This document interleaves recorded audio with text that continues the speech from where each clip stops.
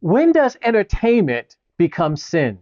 How far can we push that envelope? Hi, I'm Pastor Dave, and let me thank you for watching this episode of The Final Hour. In fact, let me encourage you to go to the Interpreting Times YouTube page and subscribe and like us there. In fact, sign up for our weekly newsletter so we can resource you each and every week. Now, I'm asking you about entertainment. How far can we push things seeking entertainment until we get to the point of sin? You know, those who follow and love Bible prophecy, there's a term that we hear quite often, and that term is called convergence. I hear it a lot, and I ask people, what do you think is really happening when we mention the word convergence? And a lot of times I get some blank stares or people kind of put it together. So let's take some time on this show and really go deep into asking and answering the question, what really is convergence? Because we have things happening in the world of technology, in the world of finance, in the world of politics, in the world of religion, in nuclear armament, what nations are doing, in climate change, and obviously with immorality and morals in our nation and around the globe. All those things are coming together and they're creating a perfect storm to create the end time scenarios we read about in the Bible.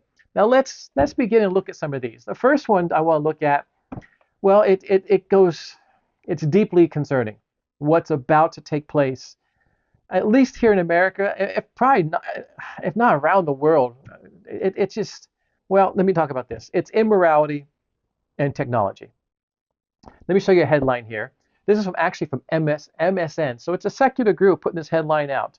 Chat GPT to generate adult erotica. That's what the headline says. There's no getting around it. What's going to happen here? This is lust. This is perversion. This is immorality at a brand new level. We are pushing the envelope and we're putting things in a place to where we're hitting the point of no return with all this. Now, let me explain this. Starting in December of this year, December 2025, Sam Altman, the CEO of OpenAI, he announced that ChatGPT would begin allowing erotica for verified adults. Now, what does that even mean? Basically, what they want to do, again, they're crossing a moral line, and it's beyond reproach with this whole concept and what they want to do. And he comes out and says, hey, you know what? We were never elected to be the moral police of the world. Now, why would he say that? Because he knows how immoral what he's plotting and what he's planning to do is. This plan is being sold as, quote, adult freedom. As an adult, you have the freedom to do what you want to do. What it really doing, all it's doing is monetizing lust. That's all this is doing. And it's expanding the reach of evil in places we haven't seen before. Basically, what this is going to be AI generated erotica offering people custom fantasies. Now, what could ever go wrong with something like that? AI generated erotica. It's designed to satisfy any, quote, fleshly cravings you may have. My goodness. This is what we've come to. This is what we want to do. Now, pornography is already a problem, especially here in America. And we're going to take this addiction, this problem, and add generated AI erotica to it. Software developers really are kind of pushing the dark side. You wonder how far can they go? How dark, how deep, how disgusting can this get? And they seem to be even extending the boundaries further than we ever imagined with this. Verified adults. Now, what is this? This is nothing more than a false promise. Well, I'm verified as an adult. What does that even mean? What does that look like? Now, this is where the moral battle kind of kicks in. This is not a technology issue. What we're talking about here is not an issue of technology. This is really a spiritual one. This is spiritual warfare, down and dirty in what it is. Humanity now is using technology to further serve darkness. Quite simply, that's all this is. This is nothing more than a marketplace for lust. Okay, now we're talking about convergence. How does that coming in December, how does this AI generated, trash, how does this converge and what does it converge with? Well, at the same time, in California, the governor of California, Gavin Newsom, just kind of out and signed AB 495. Now, what is this? Now, this is within the state of California. AB 495 will allow for any adult to basically be verified. What they have to do is sign an affidavit, and they're saying that they are a child's relative. What this does, it takes away parental rights. Any adult can come and sign a caregiver authorization affidavit. So I'm going to sign an affidavit saying so and so, Susie over here or Johnny over here. Well, I'm their uncle. I'm whatever. I'm a verified adult. And then I have the rights and the ability now that the parents should have, but I have the rights and ability to make medical decisions, i.e., gender issues. I have the rights and ability to make educational decisions. It puts me in a place of power and position over that child. Now, what in the world can happen here? The ones that get harmed with this will be the children. The governor is saying, well, this is for safety reasons. There's nothing safe about this. When you look at this, there's no valid background check. There's no fingerprint card. There's no signature by the actual parents. Anybody can do this. In fact, instead of me going off on this, let me show you a real quick video, and I want you to hear from an actual official, government official, someone who is an elected official in California speaking out on this. Here, this video is pretty short, but hear his own words and what he says about this. I'm Carl DeMaio, chairman of Reform California and a California state legislator, and I've been talking about Assembly Bill 495 for the last 3 months, warning you that this is a dangerous bill that would put the welfare of children in grave jeopardy. In fact, I consider it to be a gift to child traffickers. Let me explain why.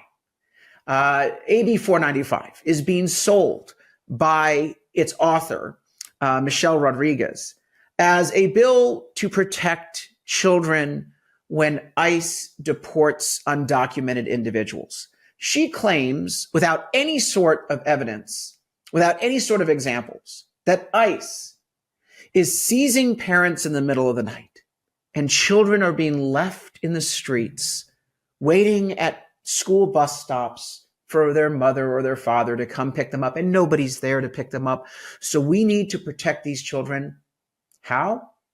By passing a crazy state law that allows any stranger to assert custody, to claim custody over a minor child, even without parental consent, even without any court process.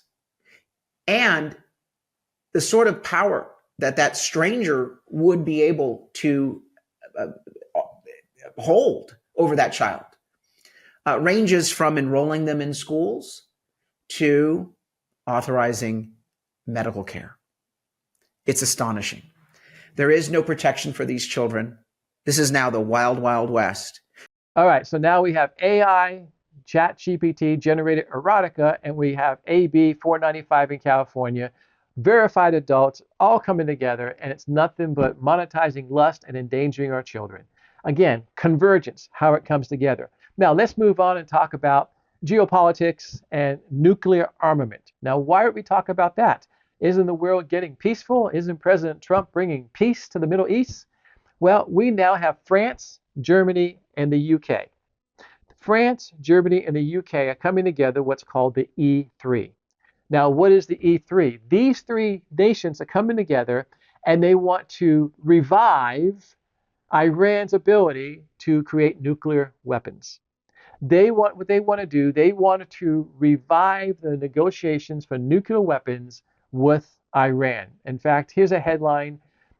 Now treaty puts UK, Germany, and France back at the heart of European security. What they're calling this basically is the Troika, the three of them. What's a Troika? A Troika is a group of three coming together. So you have France, Germany, and the UK coming together saying that we will decide the security, what's going to happen in the EU, and we want Iran to be able to have nuclear facilities. And what they're doing, which we have to understand, reading between the lines, if they allow Iran to have nuclear facilities and nuclear armament again, that ties Iran back to Russia, and Russia then oversees and threatens the EU. So it's mind-boggling what people think are okay. Now this group of three, this troika, let me show you a picture. This is a Russian chariot, a Russian cart being pulled by 3 horses. Now, when there's 3 involved, this becomes a troika. A troika means 3 coming together to work as one. And that's exactly what's happened in Europe. Islam is overtaking Europe at such a rate and at such a drastic level to have nations come up and say, now we want to support Iran, which is Sunni, by the way. And when you get the Sunnis and the Shiites going at it, it's going to be a mess. And while this is still happening, folks, understand where's the convergence?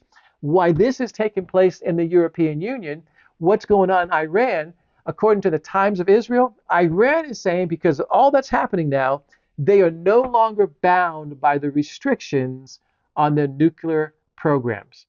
When did anybody ever say that? You know, America and Israel, we bombed the nuclear facilities. We took that off the playing field. And now Iran's coming back and saying, well, because of that, we're no longer bound by any of our nuclear responsibilities, basically. Again, the Times of Israel is a headline here that's promoting that. Again, convergence. One piece, it's one domino that falls, and another domino that falls, and another domino that falls. As the European Union is doing this, as this troika is coming together, these 3 nations to support Iran, which is tied into Russia, what this does, the convergence, what this does, it sets up the Ezekiel 38 coalition. We're not there yet, but it begins to set up and solidify the Ezekiel 38 coalitions. Now, when you go to Ezekiel 38, let me remind you, there's 6 nations that are listed there by name. We have Russia, Iran, Ethiopia, would be called Cush. We have Libya, which we called Put in the Bible. We have Europe, and we have Turkey. So we have, again, Iran would be known as Persia in the Bible. So we have Persia, Cush, Put, Goma. We have Turkey, Europe, Northern Africa, Iran, and Russia. So Russia, Iran, Turkey, and Europe are now coming together. We have 4 of the 6 coming together right now, this day. And we had them saying they want to support Iran and what Iran is doing with their nuclear weapons. Again, it is all converging. Now, let's take that to the next level, because once you get into these countries, you get into Islam, you get into Judaism, you get into Christianity, religion becomes part of this. And much is taking place over there is done, quote unquote, for religious beliefs. Well, let's look at some religion, especially persecution. And when I say persecution, it's not persecution of Muslims, it's not persecutions of Buddha, of other religions. It's persecutions of Jews and Christians. The Christian persecution mostly is really taking place and is on an uprise like never before. Open Door, which is a ministry that follows this, is looking at the nations where Christian persecution is happening. And guess what? The mainline media is not talking about it.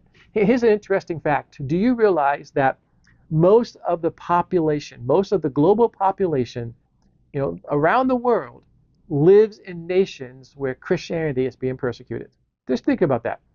Now, we're here in America, we're here in the West, we don't have that, we don't quite understand that persecution, but most of the global population, most of the world population lives in nations where Christians are being persecuted. Let me give you some examples of this. You have persecution in China, India, Nigeria, Pakistan, North Korea, and the list goes on. These are some of the top ones. There's 1.4 billion people living in China. Okay? Do you realize in China, children under the age of 18 are not permitted to go to church? Do you realize in China, sharing the gospel on the internet is a crime? China is flat out against. That's why you have the underground church, and that's why they're persecuting pastors, collecting pastors, arresting pastors. But 1.4 billion people in China. What about India? India also has 1.4 billion. So now we've got 2.8 billion people between China and India. Over in India, hundreds upon hundreds of churches are being burned to the ground. In India, any Christian literature, including the Bible, are being confiscated and burned. That's happening in India. Again, the mainline media is not talking about that Christian persecution. Churches being burned, Christians being killed, the Bible being burned. In Indonesia, a total population of 283 million. That may not sound a lot compared to India and China, but look at this. Of the 283 million, 77% or 220 million of them are Muslims. Again, Islam is just taking over the European Union in this part of the world. So in Indonesia, 77% of the population, almost 300 million people, 77% is Muslim, persecuting Christians. There's 232 million people in Nigeria. What's happening over there? Folks, there's another way to put it. There's just genocide of Christians over there. Christians are being slaughtered, being tortured, being killed in Nigeria. It's one of the most dangerous places on the earth, according to Open Doors. And then you have, Afghanistan, Pakistan, North Korea. Again, I've explained it, I think, enough. You get the picture where the large portion of the global population around the world, they're living in nations that are persecuting, burning things, killing people, persecuting Christians. Convergence. You have, let's support Russia, let's support Iran, let's give them nuclear weapons, let's bring them together. And folks, what just took place this week in Damascus, in Syria? I'm not sure anybody's talking about this. Last week in Syria, they had elections. Nobody who was a citizen voted because they weren't aware of it. And what happened was it went completely Shiite. The government now of Syria is officially all basically Shiite Muslims. It's amazing. That will change the entire structure of the Middle East. In weeks and months to come, that should be a global headline, what's taking place in Syria. When they put elected officials in without electing them, and most of them are male, and they're Muslims, and they're Shiite Muslims. Pay attention to that and what's happening. You see, again, that's convergence. Now let's talk about the next topic. Things coming together. Let's talk about climate change. We hear that, and I don't know if your mind goes back to Al Gore and what that really means, but there is some things happening behind the scenes that have been planned for a while. And if you're not aware of it, if you're not keeping your head and eyes open, it's going to come in and affect your everyday life. It's going to affect you on a daily level. Well, what am I talking about here? Well, let's go back almost 10 years to 2016. Again, those who follow Bible prophecy, you may be aware of the World Economic Forum and what they came out with publicly and said in 2016. They actually released a 2-minute video, and what it was 8 predictions for the world in 2030. It becomes the 2030 agenda. And out of that is where you get, your social scores, and where you get 15-minute cities, and where you get everything they had in place coming out of the 2030 agenda. Well, when you look at what they're saying, you know what? Again, let me not assume that everybody has seen this video. It's about, I don't know, it's about a little over a minute. Let me show you now. As you watch this video, let me ask you to please pay attention to promise number 4. Watch this.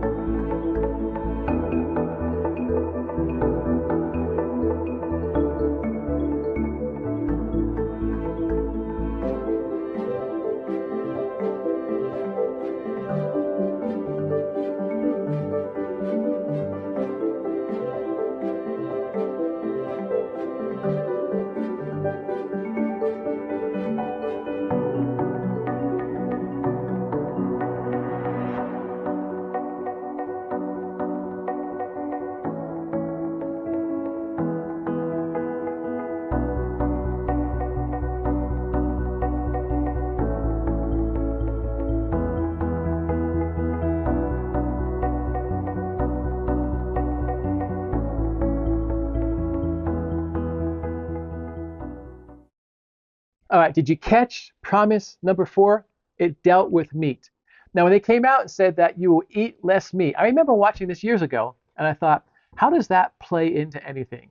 I understand some of the things they want to do, taking America down, putting all the other stuff in, but not owning a house, I understand that. You see apartments going up everywhere. Well, that's part of the plan. But what are they going to do? How did the meat factor into it? Well, again, convergence. It's all coming together. When you look at let me show you a study here, a recent study done here on our homeland. It was Pennsylvania State University that did this study. And basically what they did, they talked about the carbon footprint of the meat. What is the carbon footprint of the meat industry? What does that even mean? Basically, they're looking at meat, whether it be beef or lamb, and they're saying that there's a carbon footprint behind this. And you think, oh, what are we talking about? We've been, man's been eating meat for centuries, and now all of a sudden we have a problem with this. They're saying this is what's coming to your grocery stores. Let me show you some labels here. Now this already is happening in the United Kingdom. Once again, United Kingdom, Europe, what's happening over there. The labels I'm about to show you here, is already taking place in grocery stores in the United Kingdom. Here's one. Here's a label, carbon footprint on meat. Right there, they're going to say, okay, this is how much carbon is being used, being exercised if you get this meat. It's right there in the package. Well, that's just meat. How about potatoes? Well, here's another one. Look at this picture here. This label here is the carbon footprint on your potatoes. So if I eat potatoes, if I'm a meat and potato guy, I'm using too much. I'm making too much of a carbon footprint. I can't eat this. And if it's not just that, look at juice. Here's another one. On the actual carton of juice, there's a label there that shows the carbon footprint of juice. Now, again, these labels are already being applied in grocery stores in the United Kingdom. They're also using this chart. Let me show you briefly a chart here. This is the carbon cost of different foods. Basically, they're saying there's a greenhouse emission, whether it comes from beef, whether it comes from lamb, but those are the major ones. So in order to save the world, in order to save climate control, we must stop eating meat because the greenhouse emissions, the carbon is too much for that. So we're going to take meat off of your table. And promise number 4 that the World Economic Forum put out are the 8 promises they want to have in place by 2030. Well, now you understand where the meat's coming in. They're using global warming to come up with these silly numbers. And folks, this chart I just showed you talking about beef and lamb particularly. This is coming from the BBC over in the United Kingdom, and it's coming from the United Nations. I mean, they're coming together and they're merging on this. They are preparing the world to say your diet is about to change. I don't know about you, but do you want the United Nations dictating what you're going to be feeding your family or how much you can be feeding your family? Now, I don't know if they would jack the price up so high that we just can't afford it, or if people are really going to believe because I'm going to have beef, I'm going to have a hamburger or a steak for dinner, that I'm endangering the environment because the greenhouse gas emissions are too high for me to have a hamburger or serve my children a hamburger for dinner. This is where the world's coming from. And you put all this together with monetizing lust, with geopolitics, with Iran, with Israel, with the attacks, with persecution. Now I hope you understand how we say everything is converging, because it's all heading in one same direction. It's not that we got a problem over here and a problem over here. I got to put a fire out here or a fire out there. No, they're not separate. They're all coming together, and they're all focusing and pointing towards one final result. That sets us up for an end time scenario, which the scriptures have been very clear on. So, climate change food calculator. What is your diet's carbon footprint? Again, that's developed by the BBC. In fact, you can go on the BBC website and they will show you this calculator. They're saying that we need to switch our diets to plant-based diet. You have to have a plant-based diet for climate change, or otherwise you're going to damage this. And again, the United Nations port that's doing this is the IPCC. It's the United Nations Intergovernmental Panel on Climate Control, IPCC. And again, they're saying in the West, particularly in the West, that our consumption of meat is far too high. And I'll show you a shot here from the website. This is the International Government Panel, Intergovernmental Panel on Climate Control. You can go to the website and you can download the calculator and you can see for yourself what it's looking like. All right, so what is convergence? We talk about it a lot in the prophecy world. We talk about it a lot in the Bible. What does it mean? Well, you have, again, technology. We're now just a few months away, a month and a half, 6 weeks away, whatever it is, from adult verified AI generated erotica. It's even hard to even imagine what we're talking about or how perverted this can get.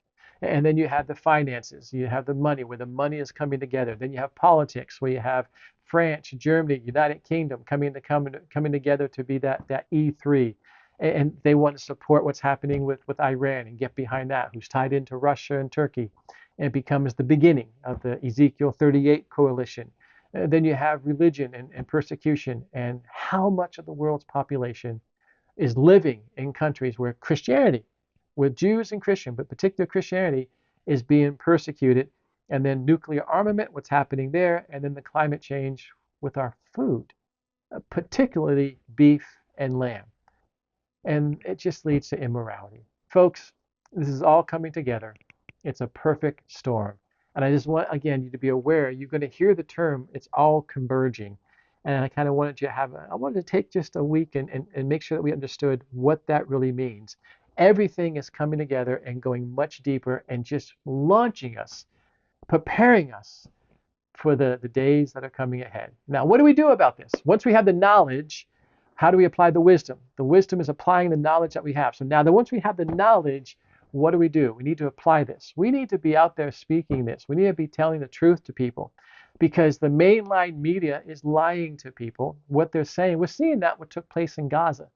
Now that we have Middle East peace going on and we see what's going on in Gaza, we're seeing some of the propaganda it was always there. We were just told it was truth. And now we're being told that it was lies. We're seeing what Israel actually did. We're seeing what Hamas actually did. We're seeing a different side of the coin now that we can take a step back and see behind the curtain. Well, that's happening in all these issues I just brought up today. So, when I do this, I like to really resource you. If you've watched this show for a while, thank you for watching this. But if you follow Interpreting the Times at all, interpretingthetimes.com. If you go to our YouTube page, we have the videos there. If you get our weekly newsletter, we resource you every week. But our hearts with Interpreting the Times is to resource you. So what I want to do, I was thinking, okay, what can I do to resource people here? And what I think the best way to really apply what we're learning is to go out and to share it. So I want to put a tool in your hands that's going to help you with that. It's called apologetics. I remember the first time I taught this in my church, and I had a woman come up to me. She says, "Oh, I don't want to take that Bible study." And I said, "Okay, but how come?" She goes, "I don't want to apologize for my faith, and you want to teach about apologetics." I said, "Well, no, apologetics is not apologizing for your faith. It's defending your faith." It really answers the question, why do you believe and what do you believe? You believe this? Well, what do you believe and why do you believe that? That's what apologetics is. So what I've done in the past is I've taught the course on this. I am not going to get a hard copy book in your hands, but I do want to resource you. If you can just click on the link in the description below, we're going to get material to you from apologetics, from material I put together on the topic of apologetics. We're going to get that to you electronically. What kind of topic? Well, what really is the definition of evil?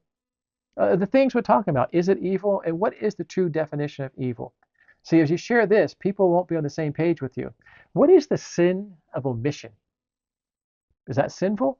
What is the sin, the stuff that we're trying to do for entertainment purposes? Is that the sin of omission? And what is that? What's the difference between judging and having discernment? Am I judging somebody or am I having discernment? Apologetics, can you explain what you believe and why you believe it? Well, why do we have different versions of the Bible and how do you understand what they are? Does everything really happen for a reason? People say, well, all happens for a reason. Is that true? And can we back that up biblically? Again, defending the faith, apologetics. And it all comes down to, why do you believe what you believe? And what is it that you do believe? So I want to put some material there that will help you process this so that you can go out and communicate it. You have information here. When we talk about greenhouse gases and what it means, we talk about carbon footprints. What does it mean?